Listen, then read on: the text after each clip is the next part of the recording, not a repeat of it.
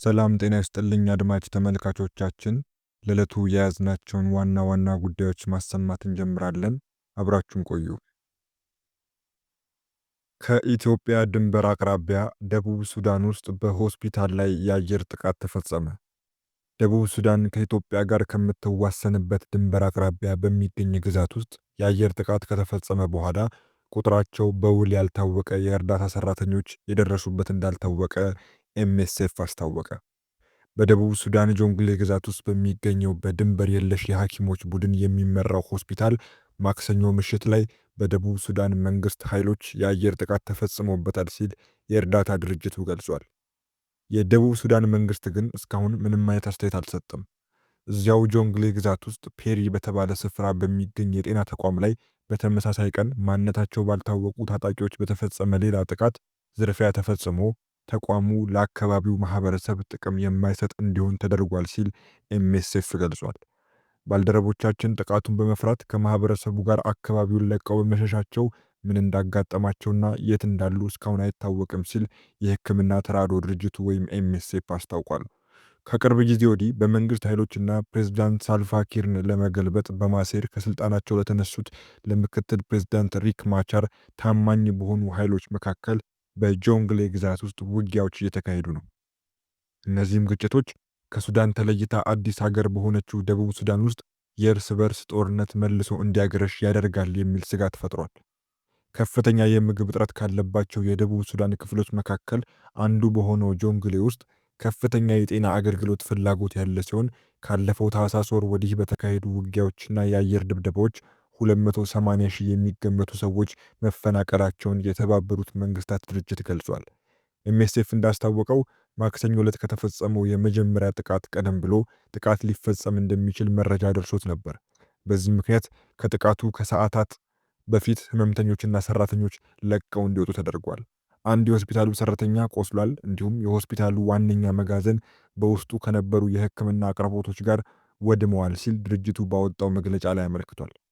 ጥቃቱ የተፈጸመበት ጆንግሌ ውስጥ የሚገኘው ላንኪን የተባለው አካባቢ በመንግስትና በተቃዋሚዎች መካከል አዲስ የተቀሰቀሰው ውጊያ ማዕከል ነው።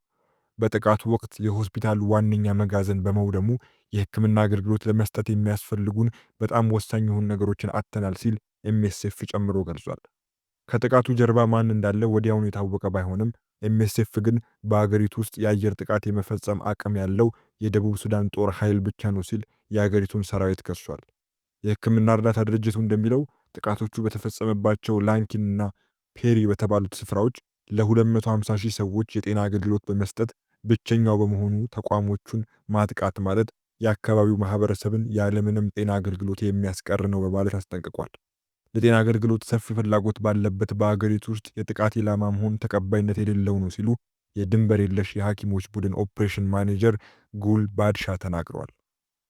ባለፈው የአውሮፓውያን ዓመት 8 ጥቃቶች እንደተፈጸሙበትና በዚህም ምክንያት በግሬተር አፐር ናይል ግዛት ውስጥ 2 ሆስፒታሎች ሲዘጉ በጆንግሌ በአፐር ናይል እና ሴንትራል ኢኳቶሪያል ግዛቶች ውስጥ ደግሞ አጠቃላይ የጤና አገልግሎቶች ተቋርጠዋል።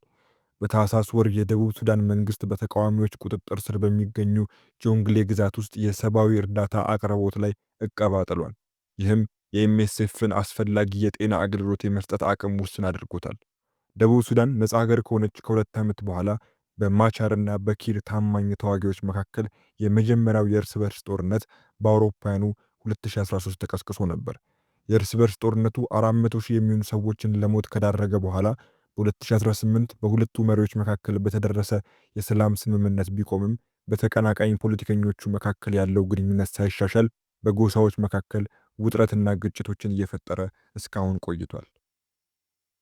አቶ ግርማ ዋቄ ለኡጋንዳ አየር መንገድ መሪነት ተሾሙ መባሉን የፕሬዝዳንት ሙሴቬኒ ጽሕፈት ቤት አስተባበለ።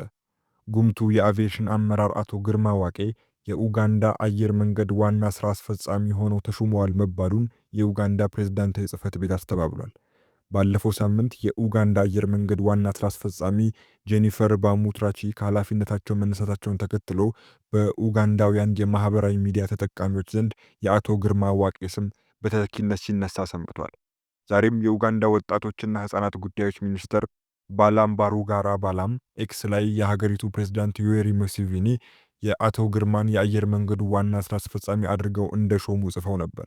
ነገር ግን ካምፓላ የሚገኘው የቢቢሲ ዘጋቢ ከኡጋንዳ ፕሬዝዳንት ጽሕፈት ቤት ባገኘው መረጃ ፕሬዝዳንት ሙሴቬኒ በዚህ ሳምንት መጀመሪያ ላይ አቶ ግርማ ዋቄን በጽሕፈት ቤታቸው አግኝተው እንዳናገሯቸው አረጋግጦ ሹመቱን ግን ጽሕፈት ቤቱ አስተባብሏል። በተጨማሪም የፕሬዝዳንቱ ከፍተኛ የፕሬስ ጉዳዮች ኃላፊ ሳንዶር ሊል በኤክስ ገጻቸው ላይ ፕሬዝዳንት ሙሴቬኒ ለኡጋንዳ አየር መንገድ ዋና ስራ አስፈጻሚ ሹመዋል መባሉ እውነት አይደለም ሲሉ አስተባብለዋል።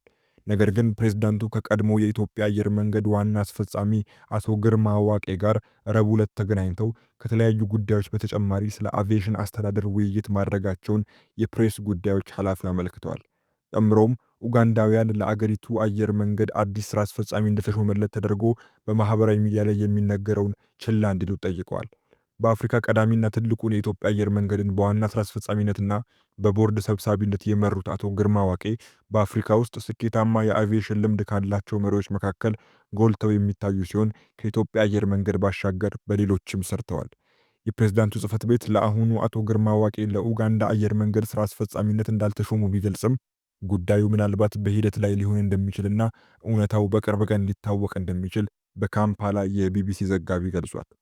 የአቶ ግርማ ሹመት በኡጋንዳውያን ዘንድ የተከፋፈለ አስተያየትን ያስከተለ ሲሆን በርካቶች እንደ ኢትዮጵያ ስኬታማ አየር መንገድ እንዲኖራቸው ከመፈለግ የተነሳ በተግባር የተፈተኑት አቶ ግርማ መሪነቱን እንዲይዙ ፍላጎታቸውን እየገለጹ ነው።